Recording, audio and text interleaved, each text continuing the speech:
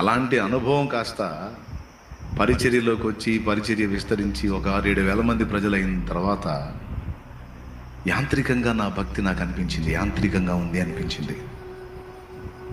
ఏదో బాధ్యతల కోసం, సమస్యల పరిష్కారం కోసం దేవుడిని రిక్వెస్ట్ చేసి వచ్చేసినట్టు, అంత యాంత్రికంగా చేస్తున్నట్టు నాకు అర్థమైంది. నాకు నచ్చలా అది. ఇప్పుడు కూడా అప్పుడప్పుడు నాకు పరిశీలన చేసుకుంటూ ఉంటాను, నేను యాంత్రికంగా ఉన్నానా, హార్ట్ఫుల్గా ఉన్నానా. ముందు నాకు దేవుడు ముఖ్యం, ఆయన ముఖ్యం అనే అన్వేషణ ఇప్పటికీ ఉంది నాకు, ఆ పరిశీలన, అన్వేషణ. కొన్ని కొమ్మలు చెట్టు నుంచి వేరైపోయినాయి, కానీ పచ్చగానే ఉన్నాయి. తమ పచ్చదనం చూసుకొని నేను బాగానే ఉన్నాను అనుకుంటున్నాయి. కొమ్మ నుంచి, అది కాండం నుంచి కొమ్మ నరకబడ్డట్టు అవి వేరైపోయినాయని కొన్ని కొమ్మలకు తెలియదు. కానీ తెలుసుకోవాలి, తిరిగి కాండంతో అంటుకట్టబడాలి. అప్పుడే కాండం నుంచి వచ్చే సారం అంతా కొమ్మలోకి వస్తుంది. అప్పుడు మాత్రమే కొమ్మ లేక తీగ ఫలించగలుగుతుంది,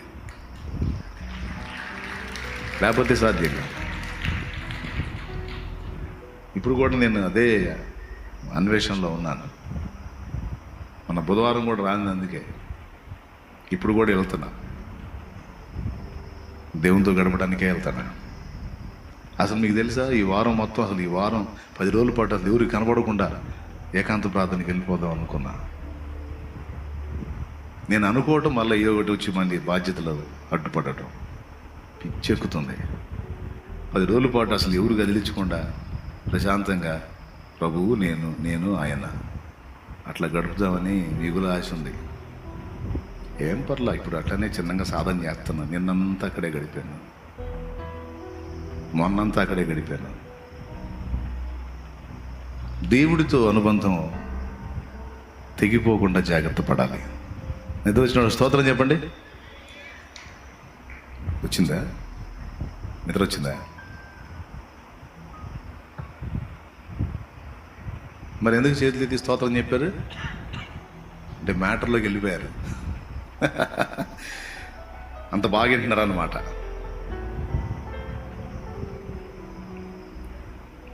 నాకు ముందు నేను దేవుడితో ఎలా ఉన్నాను అనేది చాలా ప్రాముఖ్యం అండి. నేను కరెక్ట్గా దేవునితో అనుబంధం కలిగి ఉంటేనే మిమ్మల్ని అలా చేయగలుగుతాను. నేనే సరైన రిలేషన్ దేవునితో లేకుండా మిమ్మల్ని ఏం చేయగలుగుతాను?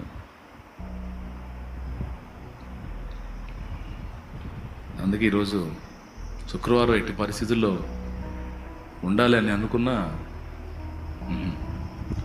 దేవునితో ఒప్పందం చేసుకుని నిన్ను స్తుతించుకొని పాడుకొని జంప్ అవుతా దేవా అని అక్కడికి వస్తాను. ఇది మీకు కూడా ఒక అలవాటుగా ఉండనియండి. నిజంగా మీకు కూడా ఇది ఒక అలవాటుగా ఉండనియండి. అంటే అప్పుడప్పుడు ఒంటరిగా దేవుడితో. పోయిన ఆదివారం మాట్లాడాడు, మీతో మాట్లాడాడో లేదో నాకు తెలియదు, నాతో మాట్లాడాడు. ఒంటరిగా ఉంటేనే, అరణ్యపు అనుభవంలో ఉంటేనే సమాజానికి, సంఘానికి, కుటుంబానికి దీవెనకరంగా ఉండగలమనే మాట పోయిన ఆదివారం వర్తమానంలో వచ్చింది. దేవునితో ఒంటరిగా, అలాగే ఒంటి జనము, ఆ జనము ఒంటరిగా ఉంటుంది. అది లోకంలో కలవదు, అది అన్నిల్లో కలవదు, అది ప్రత్యేకంగా ఉంటుంది అని ఒక జనము గురించి, ఒక వ్యక్తి గురించి నేను మాట్లాడాను. కొన్నిసార్లు యేసు ప్రభు సైతం తనతో కూడా ఉన్న శిష్యుల్ని బలవంతముగా పంపివేసి అని ఉంది బైబిల్లో. ఆయన వారిని బలవంతంగా పంపివేసి తండ్రితో గడపడానికి ఏకాంతముగా పోయాను అని ఉంటుంది. నేను చెప్పానని మీరు చేయటం కాదు, లేకపోతే మీరందరూ ఉపవాసానికి రండి అంటే మీరు రావటం కాదు, లేకపోతే మీరందరూ ఏకాంత ప్రార్థన చేయండి రండి అంటే నేను పిలిస్తే రావటం కాదు. నీకే పుట్టాలి, నీకే. బ్రదర్ వింటున్నారా? అర్థమవుతుందా? దేవునితో సరైన రిలేషన్ నీకుంటే, సరైన అనుబంధం నీకుంటే, దేవుడికి దూరమైనటువంటి అనుభవం నీకు అర్థమైద్ది. దేవునికి సమీపంగా ఉన్నది నీకు అర్థమైంది, దేవునికి కాస్త దూరం అయ్యానన్న అనుభూతి కూడా నీకు అర్థమైంది. దూరం అవుతున్నాను, కొద్దిగా బిజీ అయిపోయాను, దేవునికి సమయం ఇవ్వలేనంత బిజీ అయిపోయానని నీకు అర్థమైతే, ఆ బిజీలన్నీ పక్కన పడేసి, ఎంతటివైనా పక్కన పడేసి ముందు దేవుడితో ఒంటరిగా కొద్ది రోజులు ప్రతిష్ఠించుకొని గడపాలి.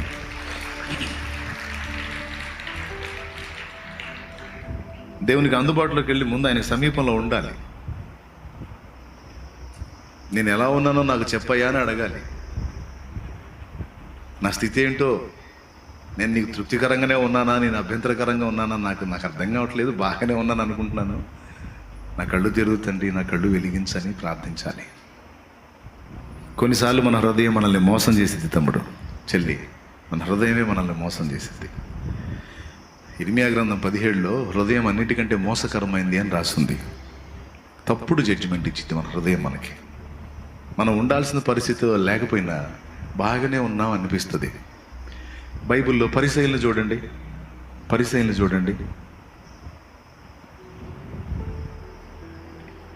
అప్పట్లో మహాభక్తులని పేరుగాంచారు. వాళ్ళ నిష్ఠ, వాళ్ళ నియమం అబ్బో మామూలుగా ఉండదు. అసలు వాళ్ళు వస్తుంటేనే జనం పెద్ద రెస్పెక్ట్ ఇచ్చేవాళ్ళు, ప్రత్యేకమైన గౌరవం ఇచ్చేవాళ్ళు వాళ్ళకి, భక్తులని. కానీ యేసు ప్రభు వాళ్ళని భయంకరంగా నిరసించాడు. వాళ్ళ భక్తిని ఆయన అంగీకరించలేదు. వాళ్ళని దుయ్యబట్టాడు, వాళ్ళ ప్రవర్తనని ఎండగట్టాడు. ఎందుకంటే వాళ్ళు చేస్తారు, చాలా దశమ భాగం తీస్తారట. పుదీనాలోను, సదాపలోను, సోపులోను వాళ్ళు 10వ భాగం తీస్తారు. వారానికి కనీసం 2 సార్లు ఫాస్టింగ్ ఉంటారు. వాళ్ళు చేతులు కడుక్కోకుండా భోజనం చేయరు. వాళ్ళు రోజు కనీసం 3 నుంచి 5 సార్లు ప్రార్థన చేస్తారు. అసలు వాళ్ళని చూస్తే అమ్మ మనం ఉండలేవురా నాయన ఇలాగా అనిపిస్తుంది. కానీ యేసు ప్రభుకు నచ్చలా వాళ్ళు. ఇదే నేను రోజుకి 5 సార్లు ప్రార్థన చేయటం, వారానికి 2 సార్లు ఫాస్టింగ్ ఉండటం, దశంభాగం తీయటం, ప్రతి పార్ట్ పర్ఫెక్ట్గా చేసేవాళ్ళు ఎందుకు నచ్చలేదంటే వాళ్ళు చేసినవన్నీ చేశారు, కానీ అవన్నీ ఆచారంగా చేశారు. ఆత్మను తొలగించుకున్నారు. దేవుణ్ణి హృదయపూర్వకంగా ప్రేమించి దేవునికి అన్ని విషయాల్లో సంపూర్ణ విధేయత చూపిన వారు కాదు.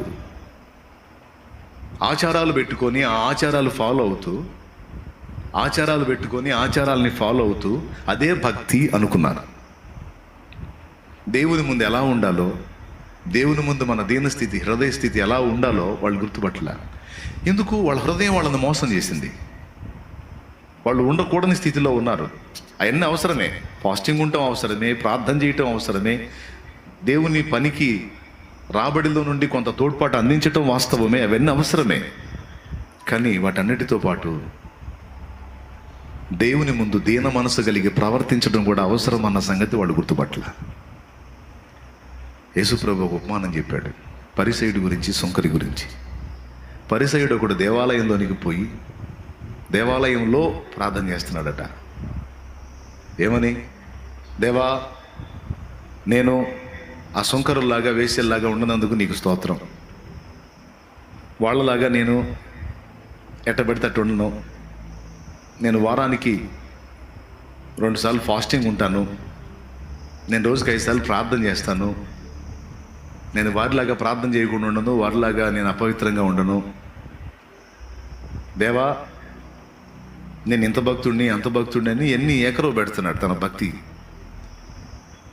కానీ దేవాలయం వెలపట సుంకర కూడా వచ్చాడు. సుంకరి వాడు దేవుని కోసమే వచ్చాడు. పరిసయ్యుడు దేవుని సన్నిధిలో, దేవుని మందిరంలోకి ధైర్యంగా వెళ్ళిపోయి, మందిరం లోపలికి వెళ్ళిపోయి ప్రార్థన చేస్తున్నాడు ఇప్పుడు నేను చెప్పినట్టు. కానీ సుంకరి కూడా దేవుణ్ణి వెతుకడానికి వచ్చాడు. కానీ దేవాలయంలోకి వెళ్ళాల. దేవాలయం వెలపట నిలబడి ఏడుస్తున్నాడు, రొమ్ము కొట్టుకుంటున్నాడు.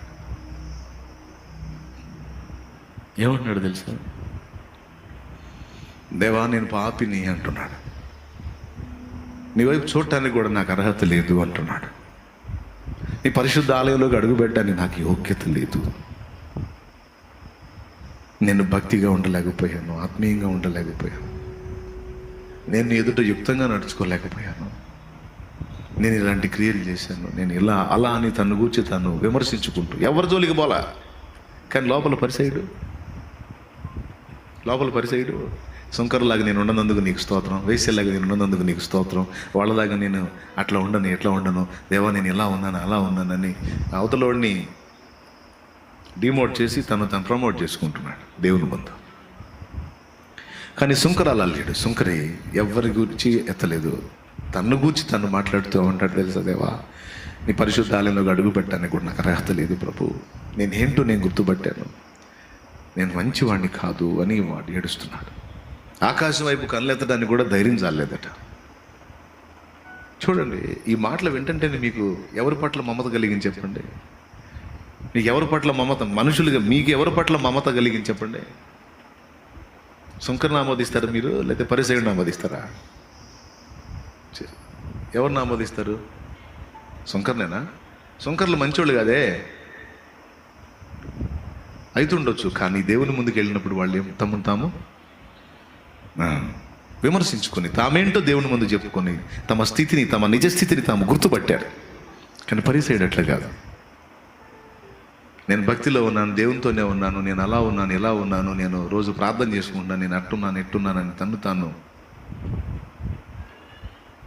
తన నిజస్థితిని తను గుర్తుపట్ల. అరే ఇవన్నీ చేస్తున్నాను ఓకే, కానీ వీటిని బట్టి దేవుని ముందు నేను అతిశయపడకూడదు, దేవుని ముందు నేను దీన మనసు కలిగి ఉండాలి. నేను ఎంత నీతి నియమాలు ఇష్ట నియమాలు కలిగినప్పటికీ నీ దేవుడు